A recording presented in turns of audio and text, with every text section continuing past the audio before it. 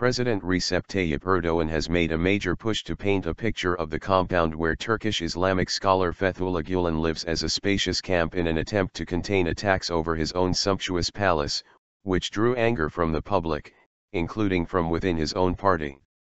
Gülen, who has appeared on the front pages of pro-government media almost every day since the corruption scandal of December 2013, is living a reclusive life in rural Pennsylvania with nearly 24 of his students.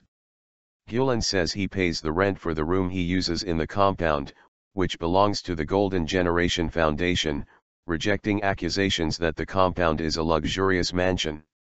They gave him 100,000 to 120,000 acres of land, and look at his dynasty, Erdoğan declared before a cheering crowd of his supporters in the Black Sea province of Samsun on Monday. Erdoğan's rally is designed to help the ruling Justice and Development Party, AK Party, secure the necessary number of seats in parliament to transform the country's parliamentary system into a presidential one. Erdoğan spoke a day after a helicopter rented by the Sabah Daily hovered above the compound where Gülen lives in the western Pennsylvania town of Saylorsburg. The Sabah Daily is a fiercely pro-government news outlet owned by Erdoğan's son-in-law. It was Sabah which first claimed on Monday that the foundation's buildings are scattered across 123,000 acres of land. Emre Lapolit, an official from the foundation, dismissed the claim, clarifying that the foundation's land is 24,000 acres. Turkish pro-government media, along with government officials, frequently highlight the compound in order to defame Gülen as part of the orchestrated push by the authorities to bury the movement he founded. Many of Gülen's supporters were thrown out of government jobs, their businesses raided and their schools shut down, and some of them were jailed on trumped-up charges. The authorities even cancelled a bus route that carries students to Fethullah University, an institution of higher learning founded by sympathizers of Gülen. Turkish ambassadors all around the world visit local officials to ask for the closure of schools built by followers of the Gülen movement. Last week, during an official visit, Erdoğan himself asked the Albanian government to shut down schools of the Gülen movement. Albanian ruling party lawmaker Ben Blushi rejected Erdoğan's demand in a parliamentary speech, embarrassing the Turkish president. Erdoğan accuses Gülen of plotting against his government, acting through twin investigations which uncovered extensive corruption in his administration in December 2013, targeting the president and his inner circle. Gülen rejects the charges. Erdoğan has mobilized the entirety of the state's resources in an effort to contain the corruption scandal. Since earlier last year, all suspects have been released, charges against them were dropped, prosecutors and judges supervising the investigation were removed from their positions, and the police officers who carried out the probe were arrested. The compound in which Gülen is living was built by the foundation in the early 1990s, and the Islamic scholar has been staying there since 1999. The property consists of 8 townhouses that serve as dorms for guests and one main building composed of a prayer hall, a conference hall, a dining hall and Gülen's room, along with several guest and study rooms. Gülen almost never leaves his residence in this town of slightly more than 1,000 people, which is surrounded by dense forests and usually covered with snow between November and April.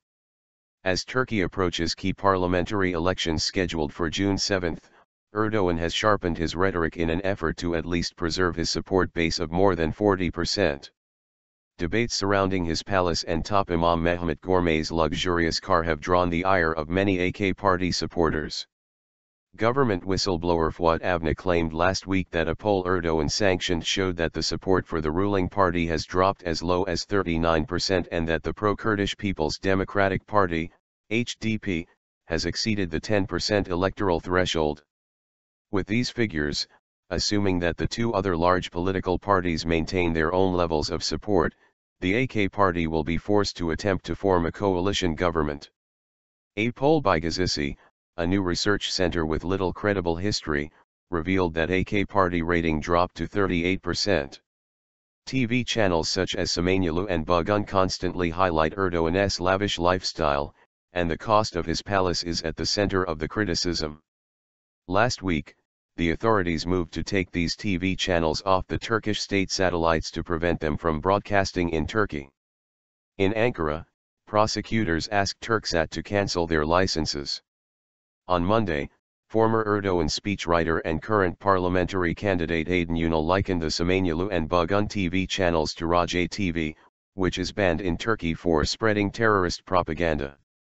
The parallel structure Erdogan's epithet for the Gülen movement, which keeps speaking of the Turkish Republic's new presidential palace in Best cannot/does not say how they pay the costs of the huge 1,000 bedroom complex that the illegal structure uses as an epicenter in the US, Sabah said on Monday as part of the ongoing campaign to restore Erdogan's tarnished reputation.